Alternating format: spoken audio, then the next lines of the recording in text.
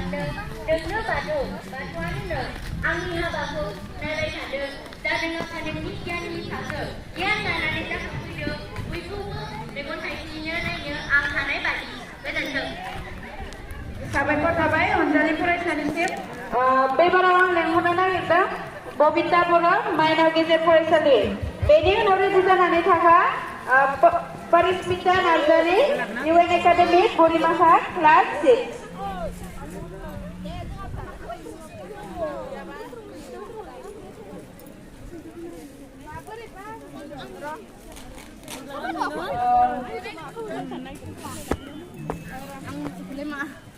बेबाराव बादायफैनांगौ परिस्मिता नार्जारि इउएन एकाडेमि गरिमाखा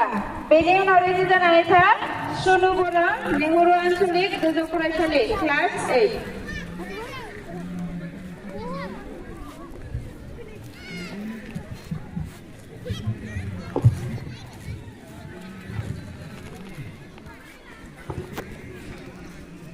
खुलुमबाय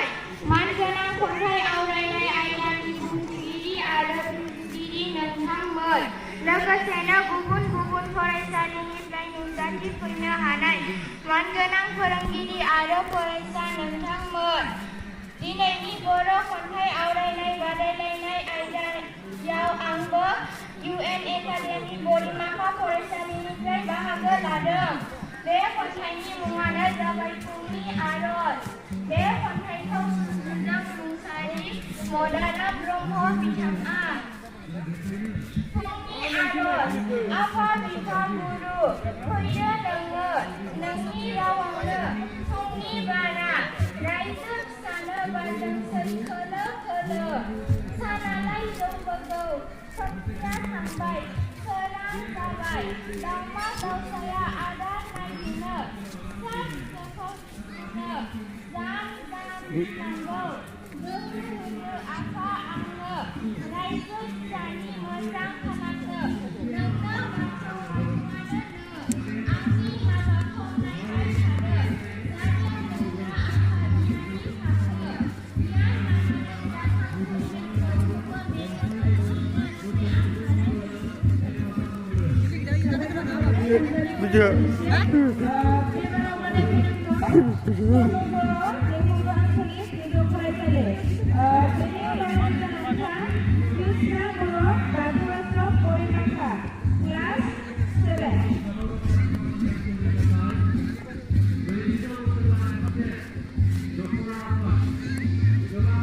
फाखो गियान लानानै जाखांफैदों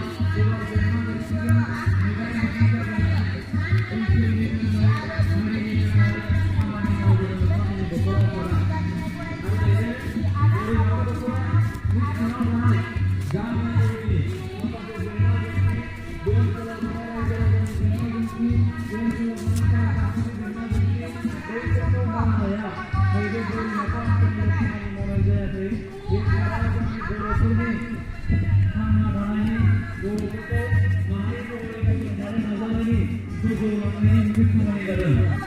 दानिया बेवहाय गरिमाखा दख'रा एक्सुआ जिहेतु बर' माहारिनि सिनायथि आफादनि मोनसे बाहागो बे आफादा बे दख'राया कुनु पक्षे खम नङा मानोना नैबे दख'रानिफ्राय माखासे खामानिफ्रा बर' माहारिनि थांना थानायनि बर' माहारिखौ फोजौनाय फोजोबनाय फेहेरनायनिनो खामानि जागोन बा जाबोदों बेखायनो मानगोनां रायजो राजा नोंथांमोना फरायसा लोगो नोंथांमोना बाहागो लादों बाथ्राखौ जोङो एसे सिरियासै साननांगोन नैबे जखनथाइनि गेजेरजोंनो नोंथांमोननि ओनसोलाव थानाय मा जेंनाफोर दङ मावनो गोनां मा हाबाफारिफोर दङ गोरिब गुन्द्रानि थाखाय मा मावनो हायो फरायसा समाजनि थाखाय मा मावनो हायो बे माखासे बाथ्राफोरखौ सावरायलायनानै थि खालामलायनानै लानो नांगोन आरो नोंथांमोना माखासे दैखांनाय थांखिफोरखौ लानानैनो नोंथांमोननि थुलुंगाजोंनो जोंहा गरिमाखा दख'रा दुलाराय बर' फरायसा आफादनि मावथि दैदेनगिरि बिथांमोना खामानिखौ मावलांगोन दा बेखायनो मानगोनां नोंथांमोनखौ खावलायदों दायो जाहाथे नोंथांमोना माखासे गोनां इस्युफोरखौ बाथ्राफोरखौ लानानै सावरायलायो बयबो जेन' बाहागो लायो मानोना दख'ना एबसुखौ फोथांनानै लाखिनायाव नोंथांमोननिबो गोबां बिहोमा दङ नोंथांमोननि हेफाजाबजों नोंथांमोननि सुबुरुनजोंसो दख'ना आफादा मोजांसिनै खामानिखौ मावलांबाय थानो हागोन मानगोनां रायजो नोंथांमोन फरायसालिनि नोंथांमोन दिनैहाय जों बयबो मिथिगौ बयबो नुदों 25 बोसोर जानाय मोनसे गोजाम आफादा दुलाराय बर' फरायसा आफादा हारिनि थाखाय गोबां खामानि मावबोबाय थादों दिनै मेंनाय बानाय गैयालासे हारिनि थाखाय खामानि मावबोदों दा समाज मोनसेखौ गुस्लायनोब्ला समाज मोनसेखौ मोनसे गोग्गो समाज जानोब्ला जोङो मा मा बिथिंखौ लानानै खामानि मावनांगोन बै बिथिंफोरखौ लानानै खामानि मावगासिनो दं गुदियै सोलोंथाइनि खामानि मावदों सोलोंथाइ बिथिंखौ जौगाहोनो हायोब्ला माहारि मोनसेया जौगायो सोलोंथाइयानो गावखौ फोजौखांनायनि हारि मोनसेखौ जौगाहोनायनि गुदि जांख्ला बे सोलोंथाइनि जांख्लाजोंनो जोंनि बर' माहारिखौ जोङो गोजौ फारसे दैखोनानै लांनांगोन बेखायनो दुलाराय बर' फरायसा आफादा जोंनि माहारिनि बर' फरायसाफोरनि सोलोंथाइनि जेंनाखौ लानानै खामानि मावदों जोंनि फरायसाफोरनि गेजेराव गुन गोनां सोलोंथाइ मोनहोनो थाखाय नारा नाथा नाजानानै खामानि मावबोदों माखासे समाव सान्दुं अखा मिन्थियाखै हर सान मिन्थियाखै सोलोंथाइखौ लानानै खामानि मावदों बयबो मिन्थिगौ 2009 मायथाइखौ सोलोंथाइ महरै फोसावनानै खामानि मावदोंमोन आरो बेनि उननिफ्राय जों नुबाय सोलोंथाइखौ जोङो मावनायनि समावहाय जोंनि बर' बिजोङाव मेट्रिक आनजाद लिरनानै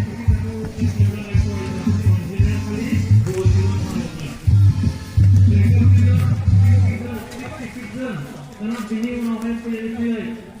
मोनसे ग्रुप लानाय फैबाय जोंनि माहारिनि गेजेराव सोलोंथाइ बोसोरनि उनावहाय 2010 मायथाइयाव दुलाराय बर' फरायसा आफादा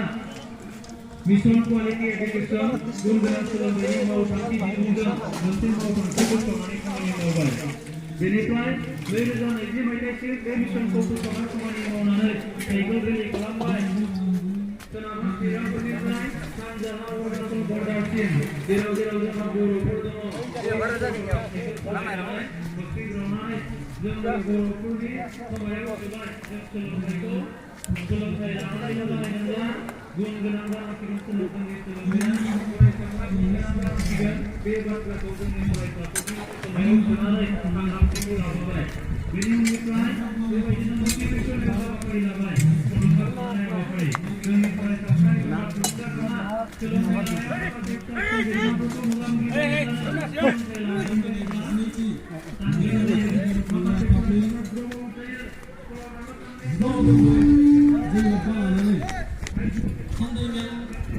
बे सावरायनायखौ जागायनो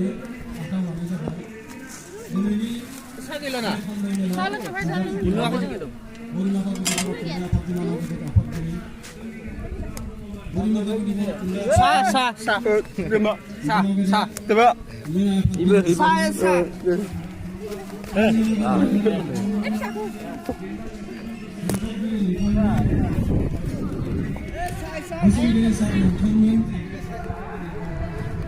दुलाराय बर' थुनलाइ आफादनि मानाव गेदेर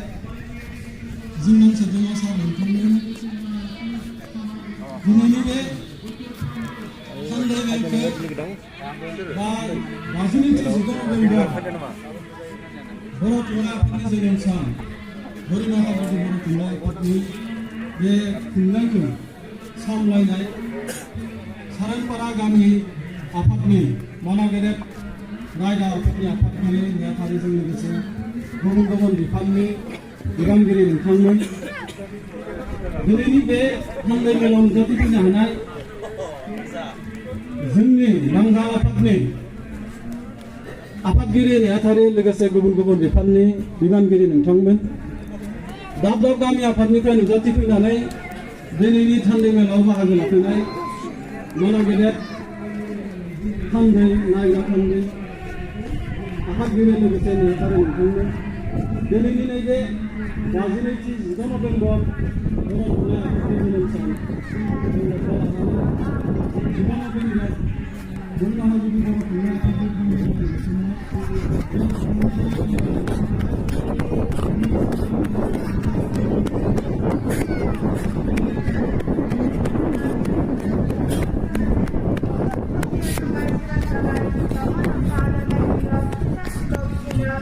जामगिरनांगौ गोहो होदो आफा आंनो रायजो फिसानो मोजां खालामनो नोंनो बाथौ बाथौआनो नों आंनि हाबाखौ नायबाय थादो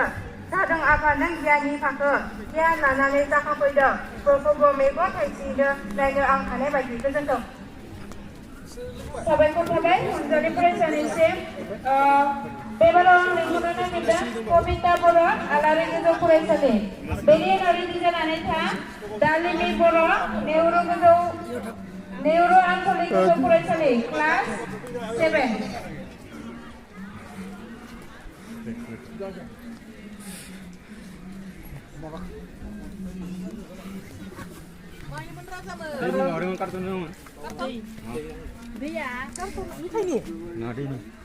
बेबाराव आं लिंहरनो नागिरदों दालिमि बर' नेउरु आनसलिक गोजौ फरायसालि क्लास 8 बहुत दङ माने नै बेबायदिनो फरायसालि लोंनांगोन इयाव खाना दोननांगौ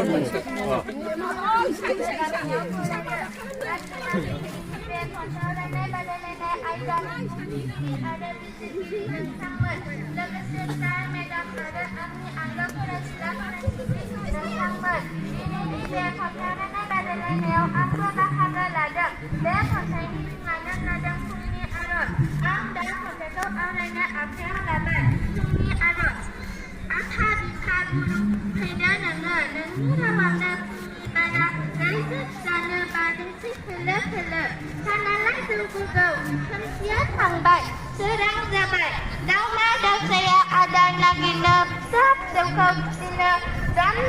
bilangau, geha hada apa angna, rajab jani mezang kalangna, nena batau, batuana ne,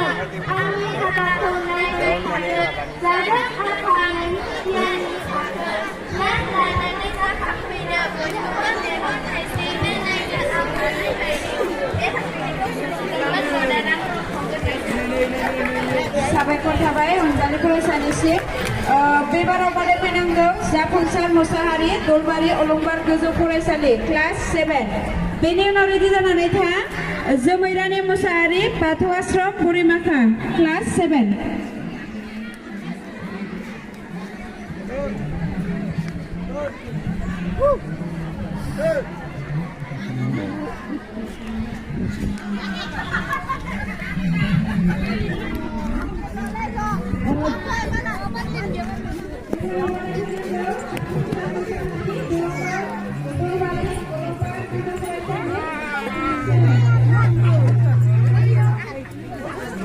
애고 더 치다 치장 대. 그래서 나는 신이 여자분네.